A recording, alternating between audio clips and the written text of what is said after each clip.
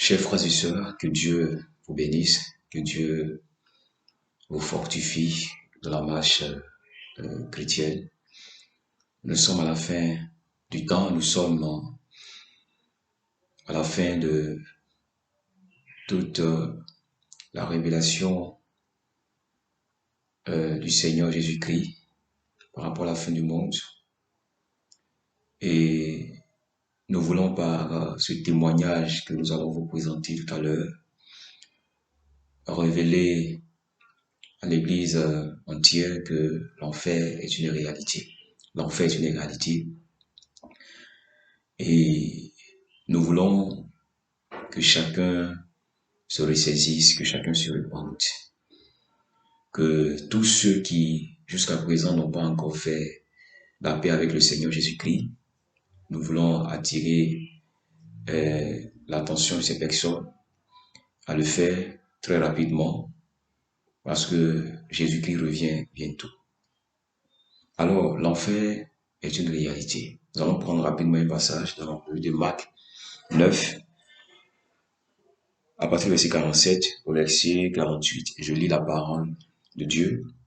Et si ton œil est pour toi une occasion de chute, arrache-le, mieux vaut pour toi entrer dans le royaume de Dieu, n'ayant qu'un œil que d'avoir deux yeux et d'être jeté dans la géhenne. Et d'être jeté dans la géhenne. Au verset 48, où leur ver ne meurt point et où le feu ne s'éteint point. Voilà. Voici les deux expressions utilisées par Marc 9. Géhenne. D'abord, Géhenne, quand vous prenez le dictionnaire, vous verrez que Géhenne est égal à enfer. Géhenne veut dire lieu de souffrance, torture, lieu de torture. Voilà. Donc, si vous lisez la Bible et que vous ne voyez pas le mot enfer, ne dites pas que l'enfer n'existe pas. L'enfer est égal à Géhenne. Voilà, Géhenne, le mot Géhenne veut dire enfer. Et au verset 48, il est révélé où le feu ne s'éteint point. Où le feu ne s'éteint point. Et donc, par ce passage de Marc chapitre 9, nous voyons que l'enfer est une réalité. Et quand vous parcourez la Bible, vous verrez que il y a beaucoup de versets qui parlent de la réalité de l'enfer. C'est pourquoi par ce témoignage, nous allons, avec la grâce de Dieu, vous révéler quelques réalités de l'enfer. Que Dieu véritablement vous bénisse. Et donc, suivons le témoignage. Brennes. En 1982, j'ai eu un accident qui m'a été très fatal. Quand la mort m'a enveloppé, j'ai senti tout autour de moi l'obscurité. Je me suis trouvé marchant dans un tunnel obscur et il y avait une espèce de créature qui m'emmenait. Pendant que nous étions en train de marcher dans ce tunnel froid et ténébreux, j'ai commencé à entendre d'horribles cris. Une peur intense montait en moi. Je savais que, même si mon corps était mort, j'étais d'une manière certaine toujours vivant dans cet endroit. J'ai vu de grands serpents tout autour de moi et les gens criaient pour obtenir de l'eau. Nous sommes rapidement arrivés sur un plateau ouvert qui avait plusieurs chambres divisées. Chacune était remplie de différentes personnes. J'ai commencé à crier de terreur, suppliant Dieu d'avoir pitié. Seigneur, rappelle-toi de ma vie, aie pitié. Une terreur intense enveloppa mon âme. Ma vie entière défilait devant mes yeux. Lorsque nous nous sommes approchés d'une porte, j'ai encore crié. Aie pitié de moi, Seigneur. Aie pitié, Seigneur. Je t'en supplie, aide-moi, aide-moi, Seigneur. Subitement, c'était le silence. J'ai entendu une grande voix me dire, arrête! L'enfer entier trembla. La créature qui me retenait par la main me relâcha.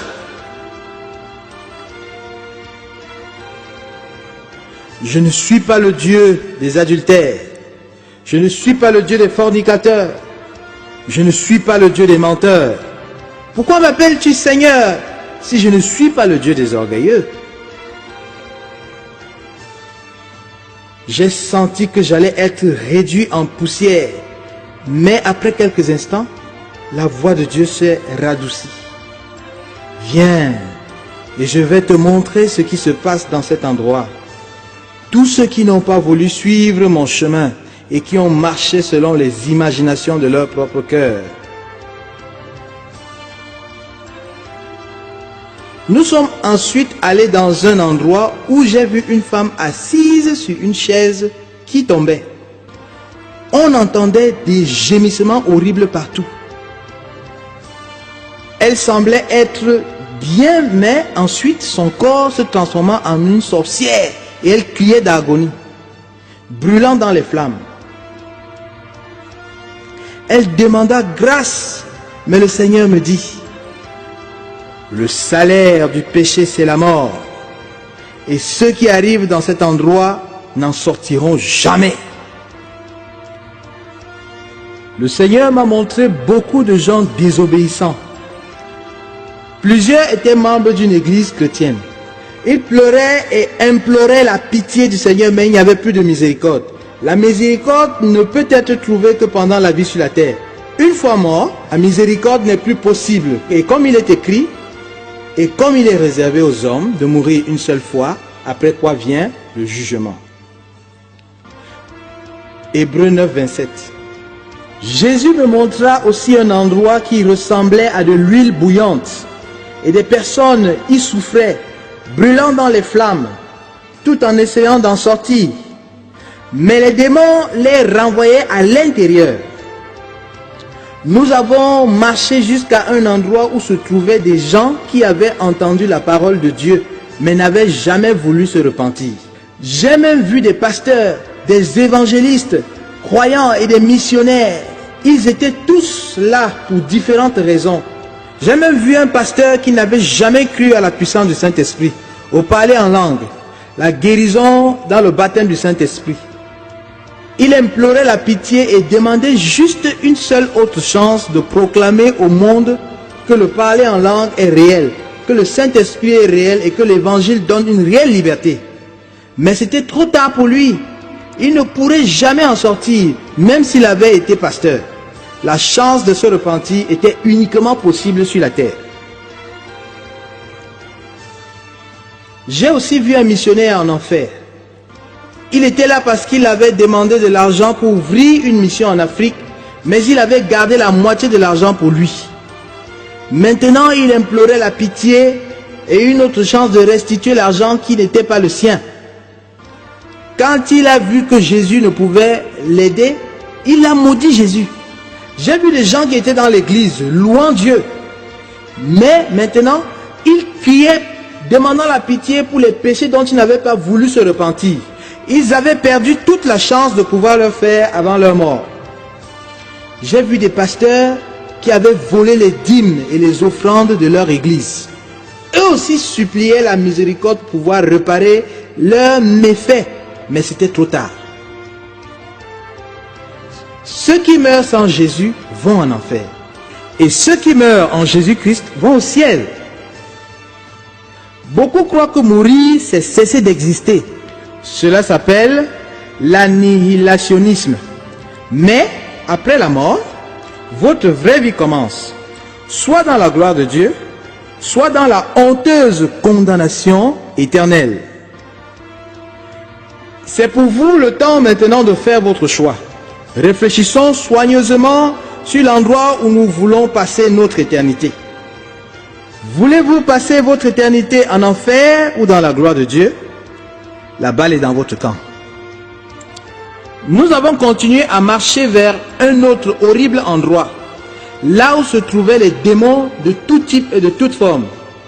Certains n'avaient qu'un seul bras, qu'un œil et une jambe amputée. Leur face était comme la moitié d'un visage humain, mais le reste était vide. J'ai demandé au Seigneur, « Seigneur, qu'est-ce que c'est que ça ?» Et il dit, « Ce sont des démons de destruction dans les foyers des perdus. Ce sont les démons qui vont détruire et détruire sans repos, jour après jour. Le tourment dans cet endroit est terrible. Les âmes se rappellent toujours ce qu'elles ont fait sur terre, juste comme dans la parabole de l'homme riche et de Lazare. L'homme riche pouvait se rappeler qu'il avait un père et 5 frères.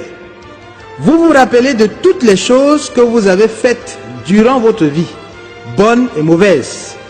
Vous vous rappelez de vos proches et cela fait partie du tourment parce que vous ne voulez absolument pas qu'ils finissent en enfer aussi. Aujourd'hui, il y a plusieurs personnes qui prêchent l'évangile, avertissant ceux qui vivent sur la terre à se repentir. Le seul qui puisse sauver, c'est Jésus, qui se trouve à la droite de Dieu le Père, toujours prêt à nous sauver.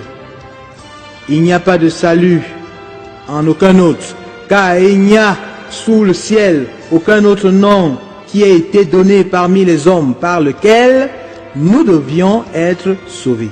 Crois seulement en Jésus. J'ai aussi vu des enfants en enfer. J'ai vu ces 2 enfants qui disaient à leur mère, « Pourquoi ne nous as-tu pas amenés à l'école du dimanche? Pourquoi ne nous as-tu pas permis d'aller à l'église ?» Ils ont maudit leur mère parce qu'elle ne leur avait jamais permis d'entendre l'évangile. Même aujourd'hui, mon âme est remplie de douleur et de terreur quand je me rappelle de ces jeunes enfants en enfer. J'en ai vu qui sont âgés entre 12 et 14 ans. Ils étaient en train de regretter des choses qu'ils avaient faites sur terre. Beaucoup de chrétiens, dans l'ignorance, disent que les enfants ne peuvent jamais être perdus parce qu'ils sont si jeunes. Mais je voudrais vous dire que si un enfant peut distinguer le bien du mal et qu'il ne marche pas dans le chemin du Seigneur, il arrivera aussi dans cet endroit de tourment. La Bible dit ceci. Et je vis les morts, les grands et les petits, qui se tenaient devant le trône. Des livres furent ouverts, et un autre livre fut ouvert, celui qui est le livre de vie. Et les morts furent jugés selon leurs œuvres, d'après ce qui était écrit dans ces livres. Apocalypse 20, 12. Tous ceux qui peuvent distinguer entre le bien et le mal devront paraître devant le Seigneur. Rien n'est caché aux yeux du Seigneur. Nous avons continué jusqu'à un endroit qui ressemblait à un stade. Des démons se riaient des âmes perdues. Ils se moquaient d'elles et tourmentaient ceux qui avaient été créés à l'image de Dieu.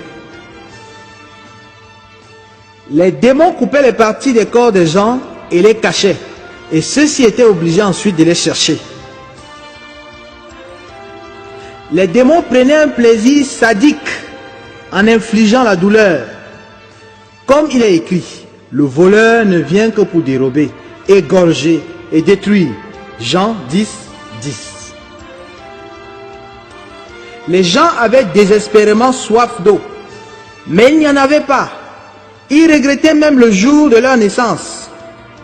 Mais le pire sentiment était ressenti par ceux qui avaient connu Jésus, mais s'en étaient éloignés. Si c'est votre cas, si vous n'êtes plus sur le chemin, aujourd'hui, c'est le jour de revenir. N'ayez pas honte de ce que vos amis ou n'importe qui pourrait dire. Rappelez-vous de ce que Jésus a dit à ce sujet. Car quiconque aura honte de moi et de mes paroles, le Fils de l'homme aura honte de lui quand il viendra dans sa gloire et dans celle du Père et des saints anges. Luc 9, 26. Il est temps pour vous de courir vers la présence de Dieu et de chercher le salut. Ne cherchez pas une église qui vous fera sentir du bien. Cherchez une église où l'Esprit du Seigneur est présent et repentez-vous de vos péchés. Il est temps pour une profonde repentance. Il est temps de crier au Seigneur et de courir à Jésus. S'il y a des péchés que vous n'avez pas confessés, votre âme est en danger. Car la Bible dit que Jésus viendra comme un voleur dans la nuit. Êtes-vous prêts ou non? nous avons continué soudainement à regarder les démons tourmenter les gens. J'ai eu à voir un démon qui a arraché l'œil de quelqu'un et cette personne devrait souffrir et souffrir pour le retrouver. Les démons éprouvaient du plaisir dans leur cruauté. À certains, ils arrachaient des jambes et des bras. Pour ceux qui avaient connu le Seigneur et qui étaient morts dans leur péché, leur punition était pire. Leur condamnation était double. Ceux qui n'avaient jamais connu Dieu étaient aussi tourmentés. Mais il y avait plus de souffrance pour ceux qui avaient connu Jésus et étaient devenus rétrogrades. Lorsque je me suis trouvé là, j'ai ressenti une terreur indescriptible dans mon âme. C'était de la pure panique. J'avais une si grande compassion pour les âmes qui demandaient la miséricorde. Mais Jésus dit, je vais te montrer encore beaucoup de choses qui attendent les hommes. Nous sommes arrivés dans un autre endroit où se trouvaient de nombreuses cellules enflammées. À l'intérieur de celles-ci se trouvaient des âmes, mais tout ce qui en restait, c'était des os gris carbonisés. Ils pouvaient toujours ressentir de la douleur et demander la miséricorde à Jésus pendant qu'il passait devant eux. J'ai compris que ces gens avaient autrefois été à l'église. Certains avaient même prêché la parole de Dieu pendant leur vie. Certains avaient même chassé les démons et parlé en langue. Mais maintenant, ces chrétiens se retrouvent ici parce qu'un jour, ils avaient décidé de quitter les voies de Dieu. J'ai même vu la route vers l'enfer. Le Seigneur dit, regarde cette large route. J'ai vu une route sur laquelle marchait une multitude de chrétiens. Ils portaient même des Bibles. J'en ai vu qui priaient et d'autres qui chantaient des louanges. J'ai vu le chemin étroit de Dieu qui bifurquait sur la droite. Mais les chrétiens continuaient d'avancer tout droit vers l'enfer. Jésus expliqua. Ils mènent une double vie. Ils ont deux vies. Une dans ma maison de prière et une autre dans leur propre maison. J'ai dit, mais Seigneur, ces gens louent ton nom. Jésus me répondit, oui, même quand ils pleurent, crient et me disent de bonnes choses, ou à propos de moi, leurs cœurs sont remplis d'adultère, de méchanceté, de mensonges, de tromperie, de haine, de racines, d'amertume, de mauvaises pensées. Ainsi, j'ai compris ce qui était écrit. Ceux qui me disent, Seigneur, Seigneur, n'entreront pas tous dans le royaume des cieux, mais celui-là seul qui fait la volonté de mon Père qui est dans les cieux. Matthieu 7, 21. Plusieurs chrétiens ressentent de la haine et de l'amertume envers leurs frères. Ils ont même manqué les réunions à cause de ce frère.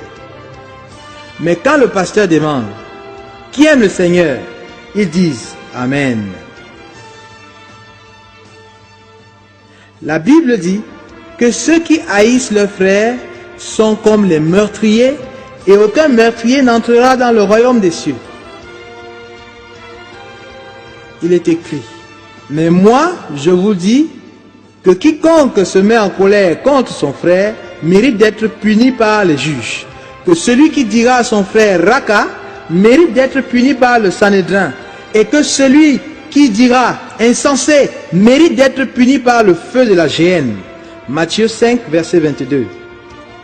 Ces frères auront de profonds regrets quand le Seigneur reviendra.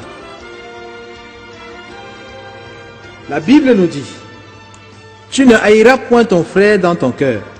Tu auras soin de reprendre ton prochain, mais tu ne te chargeras point d'un péché à cause de lui. Tu ne te vengeras point, et tu ne garderas point de rancune contre les enfants de ton peuple. Tu aimeras ton prochain comme toi-même. Je suis l'Éternel. Lévitique 19, 17, 18. C'est tellement triste quand ceux qui servent le Seigneur n'arrivent pas au ciel. Vous avez sérieusement besoin de méditer cela et vous demander, Suis-je prêt pour le Seigneur?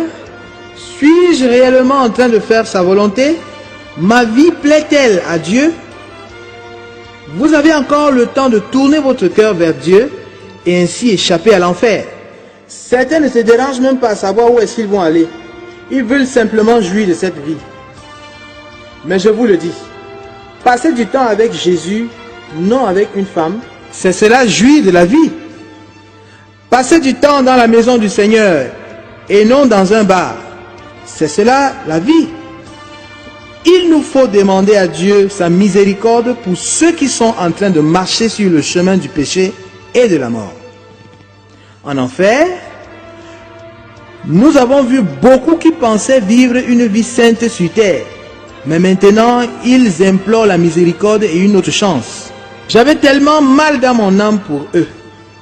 Nous avons aussi vu une femme qui faisait comme si elle lisait la parole de Dieu et prêchait sur Jean 3,16. Et elle dit, « Car Dieu a tant aimé le monde qu'il a donné son Fils unique, afin que quiconque croit en lui ne périsse point, mais qu'il ait la vie éternelle. » Jésus dit qu'elle était ici, parce qu'elle n'a jamais pu pardonner à son mari. Elle n'est jamais parvenue à pardonner à son mari. Cette femme avait été pasteur d'une église évangélique pendant 35 ans et maintenant, elle est en enfer. Elle implorait une autre chance de pardonner à son mari. La Bible nous avertit. Accorde-toi promptement avec ton adversaire pendant que tu es en chemin avec lui, de peur qu'il ne te livre au juge, que le juge ne te livre à l'officier de justice et que tu ne sois mis en prison. Matthieu 5, verset 25.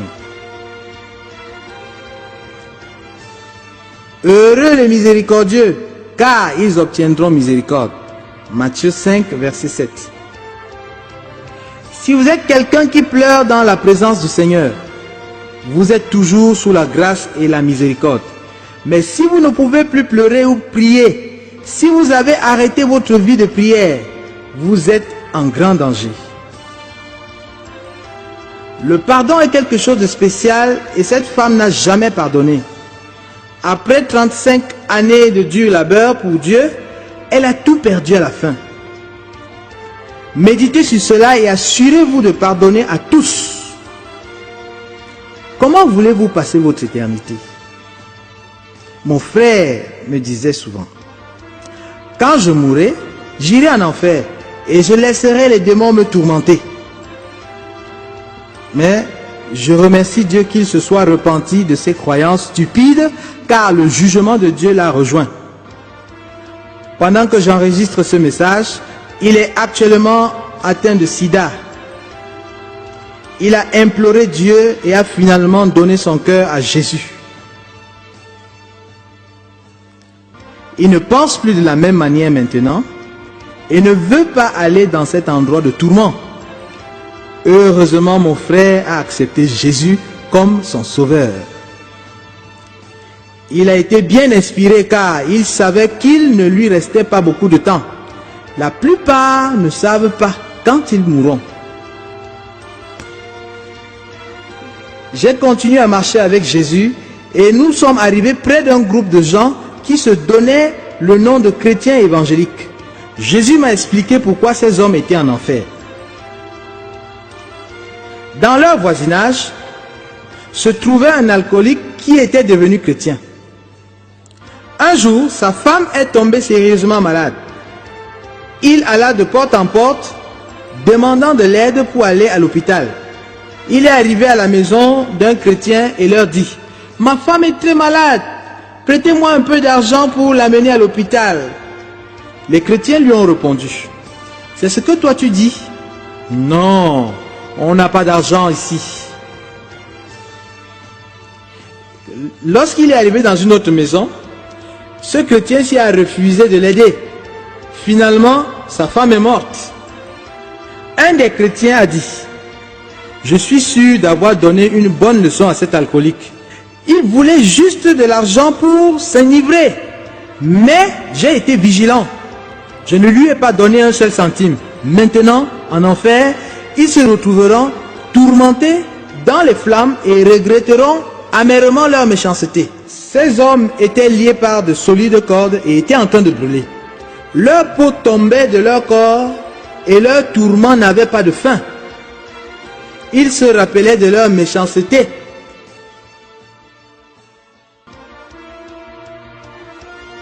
Un chrétien fier. Écoutez-moi attentivement s'il vous plaît. J'étais aussi un chrétien évangélique. J'ai prié pour les malades et Dieu les a guéris.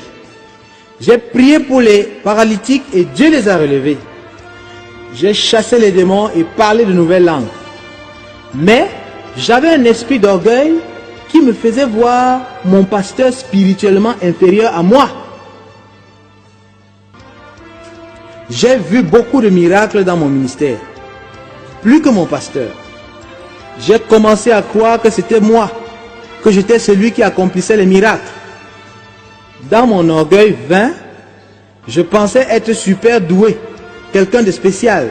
Je ne comprenais pas ce qu'était la miséricorde de Dieu dans ma vie.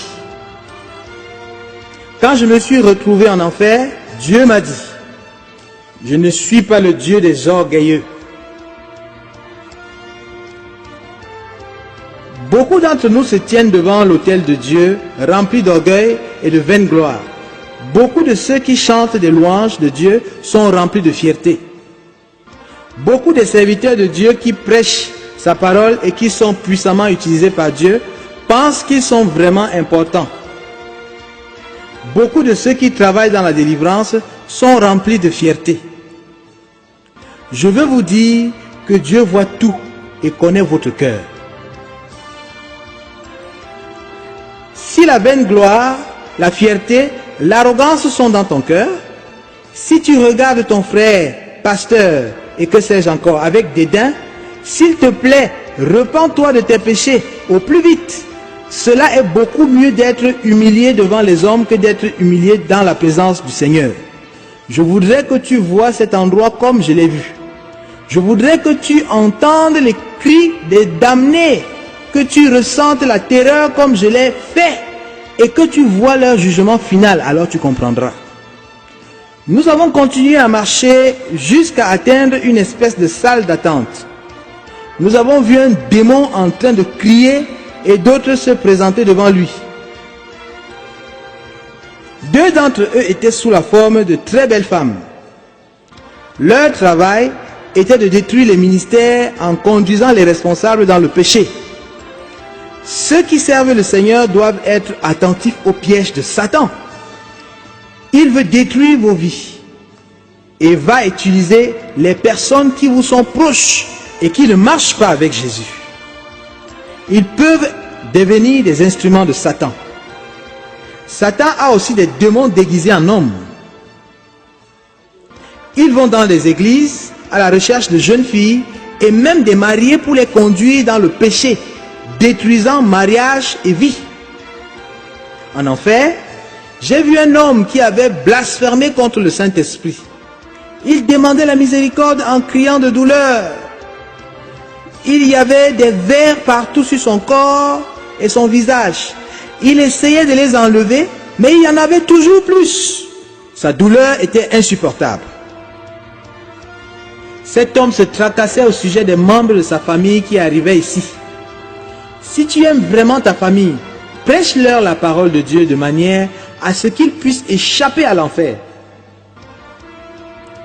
Les chrétiens doivent se rappeler que même s'ils peuvent cacher la vérité à leur pasteur, diacre, ancien et au reste de la congrégation, ils ne peuvent se cacher devant le Seigneur.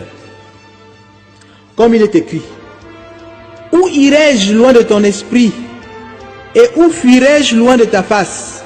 Si je monte aux cieux, tu y es. Si je me couche au séjour des morts, t'y voilà. Si je prends les ailes de l'aurore et que j'aille habiter à l'extrémité de la mer, là aussi ta main me conduira et ta droite me saisira. » Psaume 139, versets 7 à 10. Mentir à Dieu.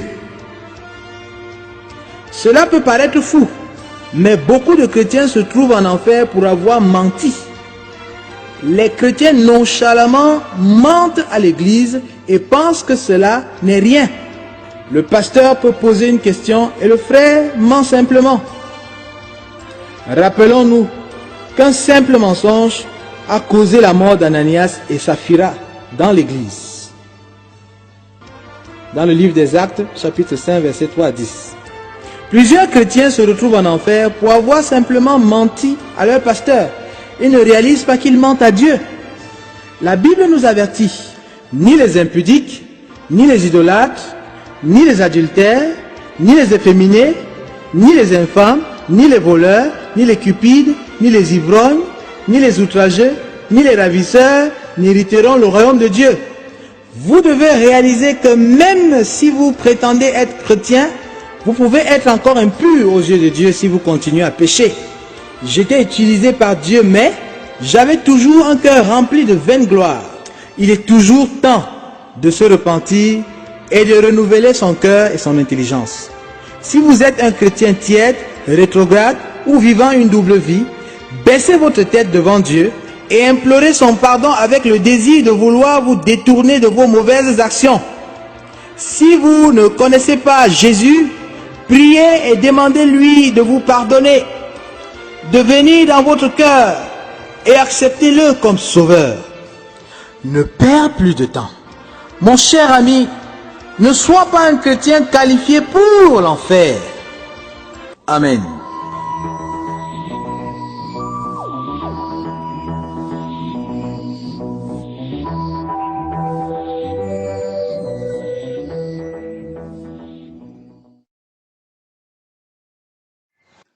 Et donc voilà, nous venons de suivre ce témoignage qui est véritablement révélateur et très édifiant pour le corps de Christ. Et c'est pourquoi nous supplions véritablement les pasteurs, les conducteurs, de prêcher sur la repentance, de prêcher sur la sanctification, de prêcher réellement sur le péché, pour amener les fidèles à véritablement vivre une vie de sanctification. Parce que c'est en cela que nous pourrons échapper à l'enfer, à celui terrible. Nous supplions véritablement les pasteurs, nous supplions véritablement les prophètes, les évangélistes, les apôtres, les docteurs, tous ceux-là même qui se font appeler serviteurs, servants de Dieu, nous les supplions afin qu'ils prêchent le message de la repentance. Comme cela a été révélé dans Luc 24, au verset 47, et que la repentance et le pardon des péchés seraient prêchés à toutes les nations, à commencer par Jérusalem. C'est le temps de prêcher la repentance. C'est le temps de prêcher sur le péché. Et non sur la prospérité, et non sur les voyages, les bénédictions, non. Jésus revient bientôt. Prêchons sur la repentance, prêchons sur le péché, prêchons sur la sanctification. Que Dieu nous bénisse.